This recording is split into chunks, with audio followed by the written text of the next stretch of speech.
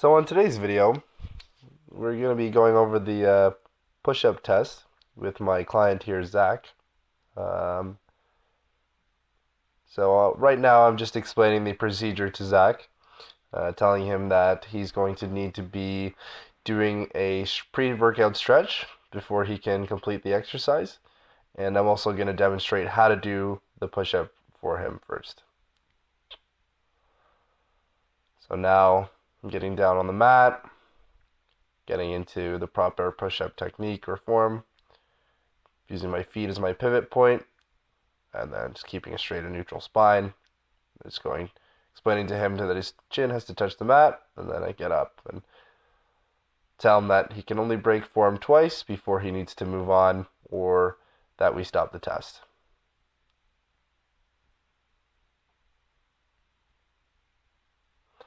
I'm also explaining to him that again, about the pre-workout stretch, and that if he experiences any pain or he's unable to do this motion before he does the push-up, that we would stop the test. You do the single arm and the same side, and then you alternate and do opposite sides. Now getting Zach, my client, to perform said stretches. Client did not have any pain associated with the pre-screening stretch.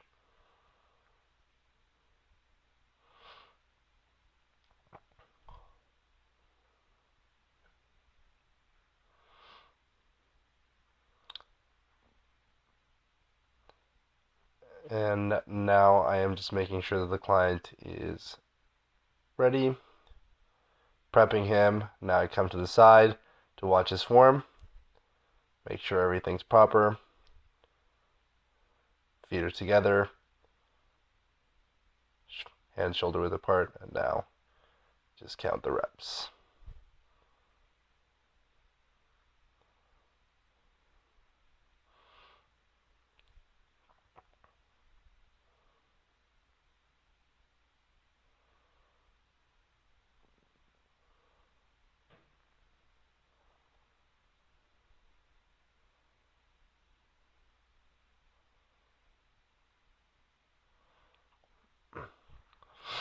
I mentioned that maybe Zach would be better off not locking out his elbows, um, but he finishes there and he is done. I just explained now that to my client that I'll be scoring his grade based on the amount of push-ups that he got, and he will receive his healthy benefit rating and will know how he stands based on his age.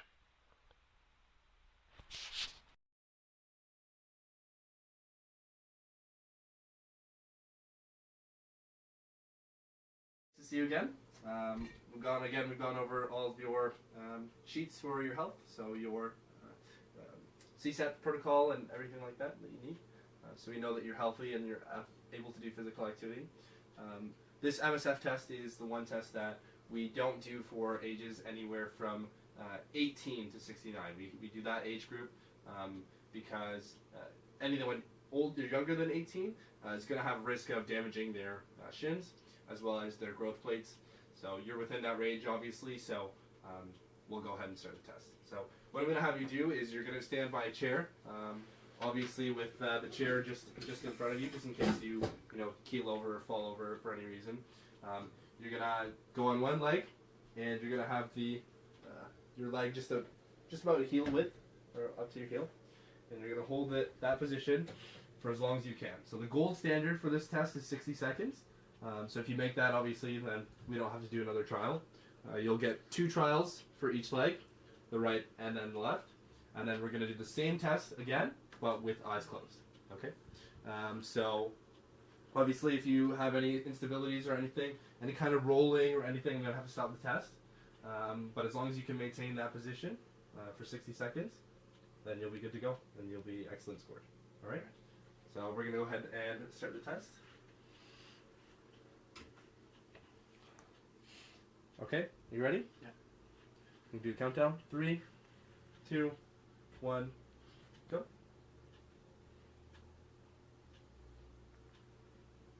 form.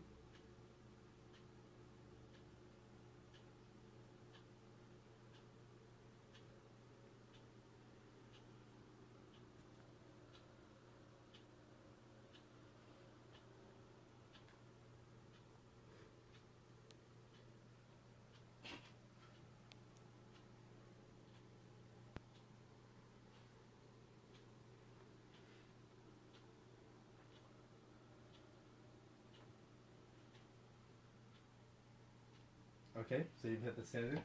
So we're going to go do the same thing on the left leg now. So whenever you're ready, I'll give you a countdown. 3, 2, 1.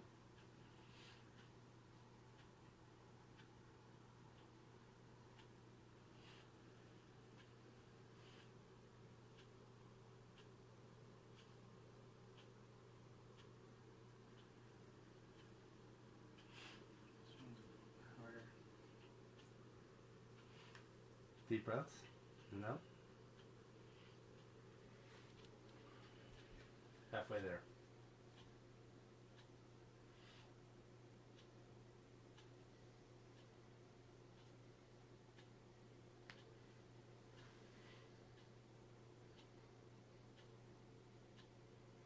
Okay, perfect. And now we're going to do the same part of the test. Same thing. We're just going to have you do eyes closed. All right? Whenever you're ready. 3, 2, 1.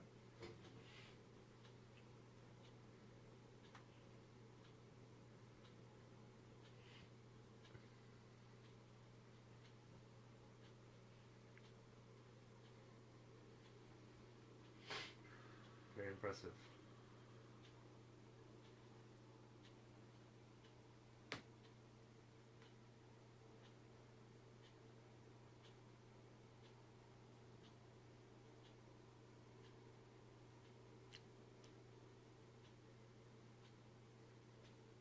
Okay. So we got 35 seconds for the right leg. Now we're going to go ahead and do the left leg. So whenever you're ready. Yeah. 3, 2, 1.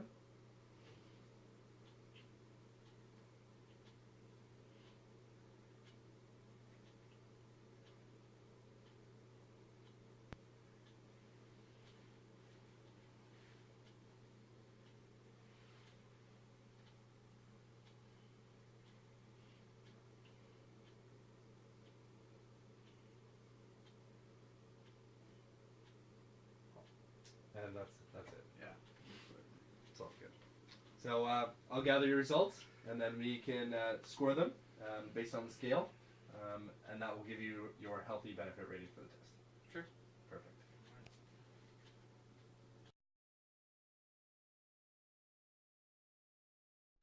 Good afternoon, Zachariah. Hello.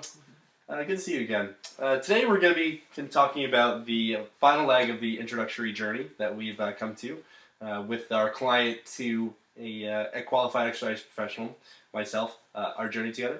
So today what we'll be talking about, taking into consideration all of the previous data and statistics that we've gone over, so like the musculoskeletal assessments that we did, like the vertical jump and the push-up test and stuff like that.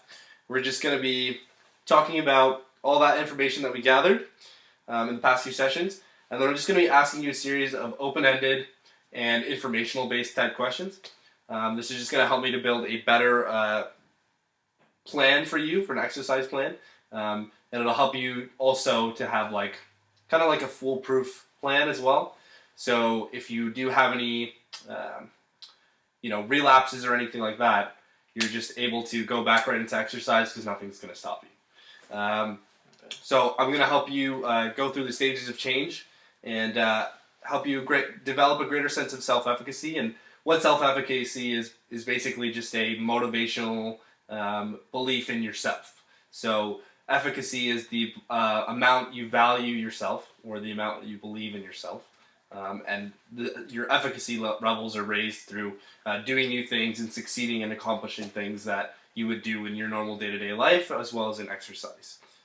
Today's also a day where I'm going to be asking a little bit more personal questions. So I'm getting to know you on a more personal scale so that I can develop a plan that kind of works for you I know that you're busy and you have a lot of things going on, so this is just going to go over your personal routines and your lifestyle habits, and it's going to help you to meet your personal goals as well. So if for whatever reason that you don't feel comfortable during the entire interview, if there's questions that you don't feel like that's comfortable or it's too personal for me, just say pass and we'll move on. You have any questions before we begin? No, I'm ready to get started. All right. Awesome. So, firstly, let's take me through a day in the life of Zach. I'm just going to ask you about your current lifestyle situation and walk me through your daily routine, what you do in the morning, how you eat, and any barriers or problems that you're facing that are preventing you from losing the weight that you wanted to, and kind of just enhancing your cardiovascular endurance. Well, usually I work at a sushi restaurant. Okay. Lay the ground down. I get up at around 9 o'clock every morning, regardless of the time that I sleep the night before. So it's an instant body clock. I wake up at 9 o'clock, and I'll get up. I'll either do a little workout or I'll just get showered, go straight to work at 11 or 12. So depending on the day, I'll start at 11 or 12. Sometimes I'll have the day off, and then I'll still have the same routine, like do my workout in the morning or not. And I usually have a light breakfast depending on what my day is looking like. So if I have an 11 o'clock or 12 o'clock shift, I'll usually have a bigger breakfast just to get me through the day because my next meal is not until 4 o'clock. Mm-hmm. And then if I have a day off, I'll have a bit of a lighter breakfast so I can have my 3 meals a day as opposed to 2. And if it so happens that I close the restaurant, which is around 10 o'clock to 10:30, I will go home and sleep for a bit and then wake up at around midnight to go to the gym. I know it's terrible for my sleeping pattern, but my body will get up at 9 o'clock anyway. So diet-wise, it could be better. I must say it could be better. Like depending on what's around or what groceries I'm able to do during the week.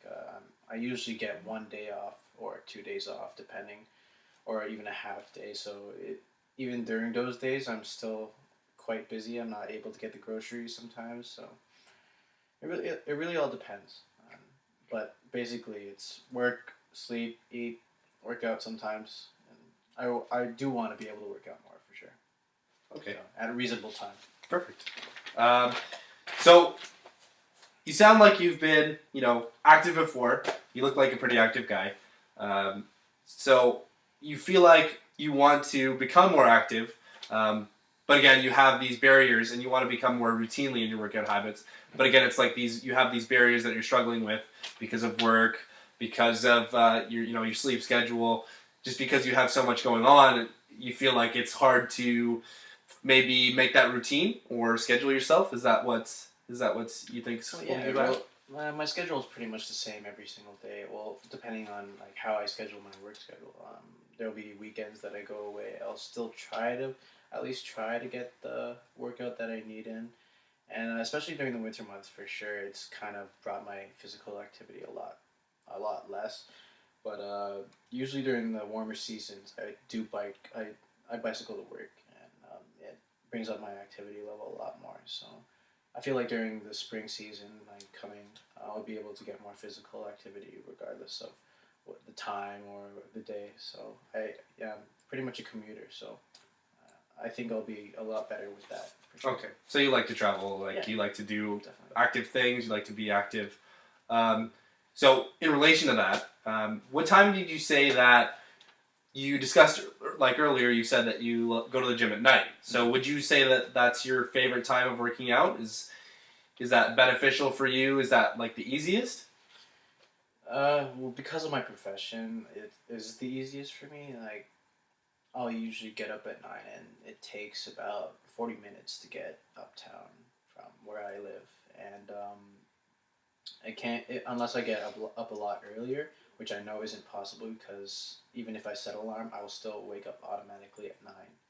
So, really, well, as of now, I've started working out during the day sometimes, around 4 o'clock maybe. Yep.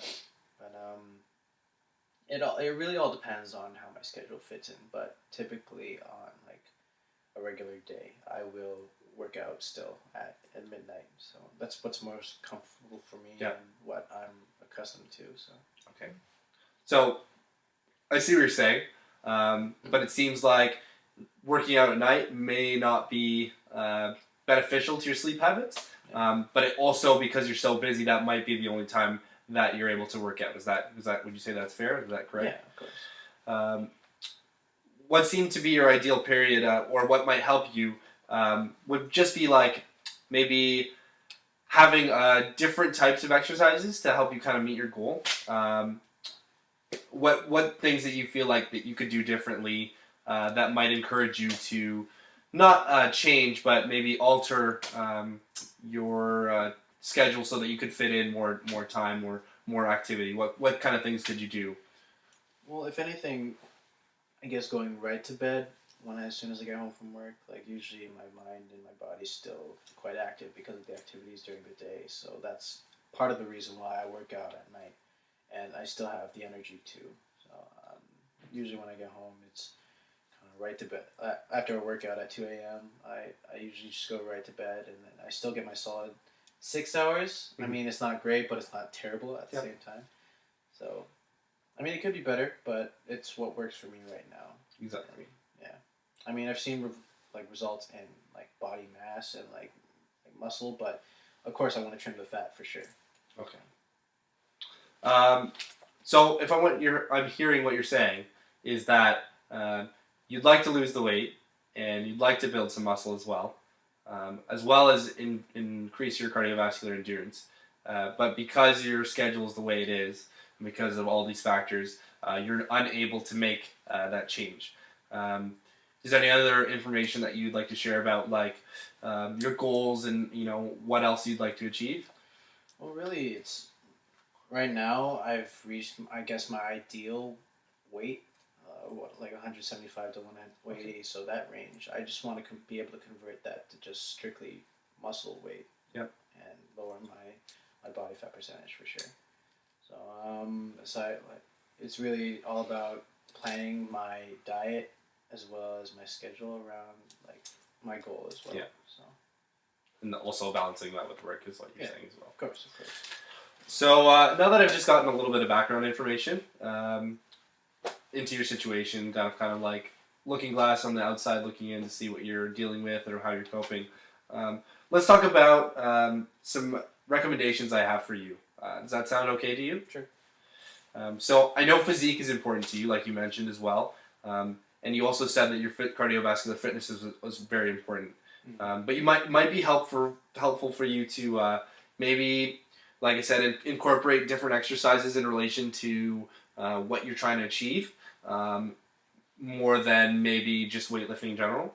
So if you wanted to do maybe some more like leg, for example, leg-related activities, they might help you to have better endurance or better power, better efficiency overall during your bike to work example when the weather gets better, or maybe if you'd like other forms of transportation, if you were close enough, you maybe walk or something like that. So that's what I might recommend. It also will help you to achieve the minimum standard, which is for your age group, between 120 and 150 minutes of physical activity a week, which can seem a little bit overwhelming. So try to just make that goal, if anything, by changing up stuff like that. Does that seem reasonable? Seems fair. I mean, at the restaurant I work at, it gets pretty hectic. I mean, people won't necessarily call it or consider it cardio, but you're on your feet pretty much the whole day and you're running around serving tables. So I feel that at least keeps me active in some way. Not really muscle wise, but like it keeps my body moving and my heart going. So, and I mean, there are the stress levels as well that factor into like the body fat as well. But if anything, just being able to stay active and able to work out hours later, it it's amazing for me how much energy I still have left over. So I just guess converting that to like healthy energy for me. That's True. my goal. So what you're saying is that your stress at work actually contributes to the stress that you may be having at night when you're trying to sleep and why your body's so active. But you're also saying that the stress that you have is helping you to stay active and maybe helping you to lose some weight as well. Oh, yeah. Okay, interesting. So I know that amount of activity might be a little bit overwhelming, and dueling with work and everything else that you have in your life, it might be a little bit much. So what I'm going to suggest is let's try cutting down the duration of the activity. So if you wanted to try working out for maybe 15 to 20 minutes a day of physical activity, so if we can decrease the duration and just get that quality of exercise up, it's not so much the duration that matters, if anything. Quality over quantity. Exactly. Sure. So it'll help you to work on other areas of your life as well. So by giving you that time from, let's say, 15 to 20 minutes of activity as opposed to 30 or 40, now you have that extra bit of time. So instead of going to the gym, let's say for an hour, you go for half the time. Now you have that extra half hour to say maybe do meal prep or have a little bit of a healthier meal because you have more time to do that as opposed to being at the gym for the extended period of time and having to just to grab a quick bite to make it to work on time, or even at nighttime just being so tired that you just want to go home and rest. So it just allows you to have that gap because you're so busy to maybe have a little bit more not organization but better time management, if anything, and then you're able to get the things done that you need to in relation to the health.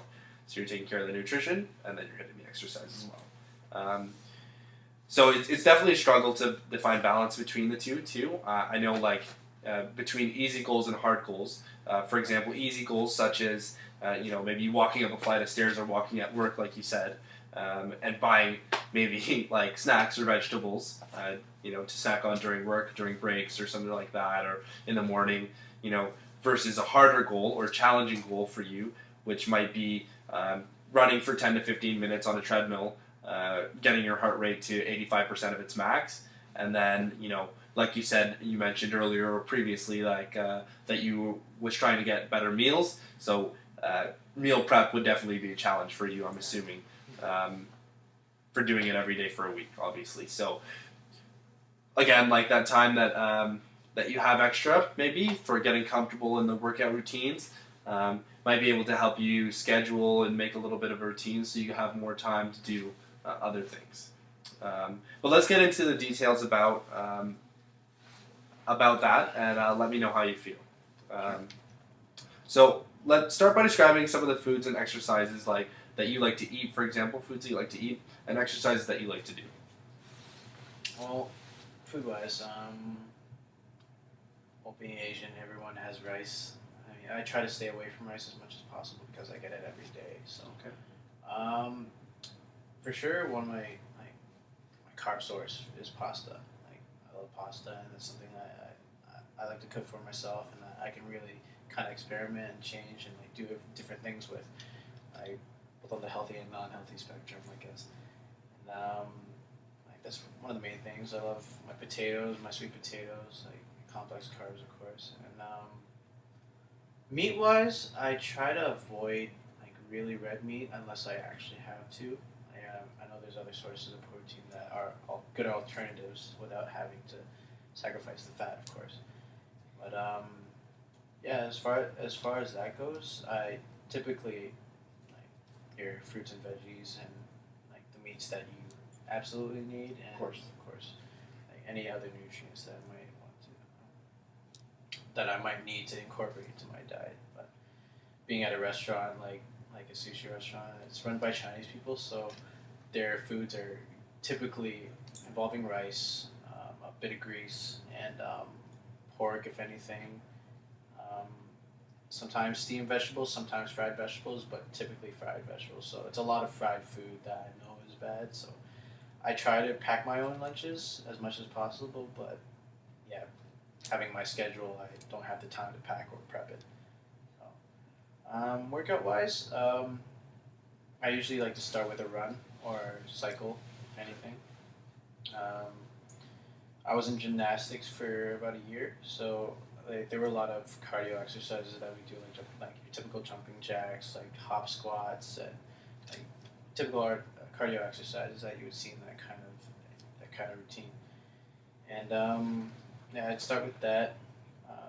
Depending on what I'm feeling and working, I try to do high intensity workouts, if anything, like like short resting time, like high intensity reps, like large weight and like less reps kind of thing, just to build. And then for what I'm cutting, like again just a lot of cardio, a lot of body workouts. So typically I like to do body workouts as opposed to like actually lifting. I mean, lifting has a lot of its benefits, but actually having control over my body, and like I want to get more into calisthenics, like to, as a challenge for myself. So, like if I can get into that and like without having to lift so much weight, like that would be ideal for me. Like with my physique as well. So, yeah, that's a goal for me. Interesting. Yeah. I like that. Calisthenics, very interesting. Yeah. So it sounds like you have a good idea about diet and exercise. I could say very well. Um, how often do you think you could incorporate the physical activity and the food intake? How often do you feel like you incorporate that into your daily schedule, or how often would you say that you're conscious of your food decisions and choices, and also exercise choices as well? Well, the thing is, I'm always conscious of my food choices. Like, I know that some things aren't good for me and some things are good for me, and I try like as much as possible to get what's good for me. But there are times I have to sacrifice, and I often compromise like my diet just for the sake of time and being able to fit my schedule. Right. Um, Workouts wise, like the types of exercises that I do, I generally try to plan it out around how I'm feeling during the day and like what I've worked out previously. Like if I feel like my chest for example, if I feel like I've been overworking my arms, I'm not gonna do chest because like kind of need those. If I feel like my legs are hurting, I'm not gonna work out legs obviously. And walking around at a restaurant, I find it very hard to fit in leg day because simply because I have to be on my feet all the time. So if I have a break of 2 days or more, or like a day, I'll usually do leg day the night that I finish my work schedule, rest for those 2 days or a day and a half, and then get back right into work. So it helps me out. Yeah. So that's awesome. It sounds like you're taking the right steps, and baby steps in this type of situation are key. The more gradual steps you take instead of large steps will prevent, it's kind of like a self-rewarding. So you get these kind of bursts of, I would say, efficacy. So this is what we can relate this or cause this. So every time that you succeed in these little transitions, you're actually rewarding yourself, and you're making yourself more motivated to do better. So it's very important that you're doing what you're doing, or to keep doing that, because small progress leads to big change, is basically what I'm getting at. And it's not always about taking those huge steps, because if you take those huge steps, sometimes you can fall. And again, if you don't have that fail-proof plan that we're going to go through and we're going to make, it's hard to fall back on something, and it's really easy to just relapse into the bad habits, right? So, how often would you say you work out a week? Usually, I try to make it 3 to 4 times. On the weekends, not so much. Simply because my gym is 24 hours, but except for Friday, Saturday, Sunday, and those are the days that I'm usually working. And if I come home on a Saturday, I want to go work out, but I'll typically end up working out at home, but not as much as I would in the gym, so because of space and what weights or what like things I have to deal with. So ideally, I want to fit more workouts into the weekend for sure, and kind of spread out my days of working out during the week. So usually Tuesday, Thursday, or Monday, Wednesday, Friday. Like that's how I'll spread it out. Kind of regimented, like Yeah, you're saying. Yeah. So if I'm hearing you correctly, you'd like to have a little bit more regime or routine in your daily schedule when it comes to exercise in order to kind of help you continue to have a better cardiovascular as well as body physique, because you know that it will help you later on, and you'll maybe have a little bit more energy for work. But I understand what you're saying, that it's hard to fit in certain exercises or muscle groups into kind of like a regime that would affect your work potential as well as your work habits. You don't obviously want to have a poor impression of your work, or you don't want to be tired on the job. So I get that. I definitely understand. So overall, we say that you struggle with the stress a little bit from work. You say that sometimes that you have trouble finding out what's going on with your schedule for your food and stuff because you are so busy. You've mentioned that you like to do a lot of cardiovascular exercises and stuff like that, and you want to incorporate more, maybe on the weekends, or maybe by cutting the time down in the exercises, maybe just increasing the intensity. Does that sound about right? Is that kind of like hit home for you? Yeah. Okay. Excellent. So just gonna go through a little bit of a finishing up here. So I really am interested with everything. You sound like you were on the right track. So just kind of like, again, work on what we've discussed. Try maybe cutting down the duration and just increase the intensity, and then you'll have maybe more time to eat the better meals, and maybe even just be less tired. So your body's like working out less, you're working out less muscle groups, so you have more time in the morning to prep for the food or whatever. And I understand that it's hard, obviously, working in a restaurant that's surrounded by food, not wanting to or not being able to have the time because there's food. Look, there's food available at the work, right? So I'd like to follow up with you in about 1 to 2 weeks, and we'll just talk about your progress, any more barriers that you're coming across, and any stress that's affecting you negatively, and also just touch base, see how you're doing, see how things have been for you, and see if you're having any questions or anything like that. Does that sound good? Sure. Cool. So yeah, feel free to give me a call during the week. I'll definitely send you an email too, as a heads up and reminder. And if you ever want to talk or you need some support or anything like that, feel free to let me know, and I'll give you a call. And it's always good to be positive. So like I said, if you need any positive reassurance, I'm definitely here to help. All right. Thank you. It was great talking to you, and I'll see you in 1 to 2 weeks. For sure. Take care. CJEM 1994. CJEM? Yeah. That's all good. I'll just cut this off.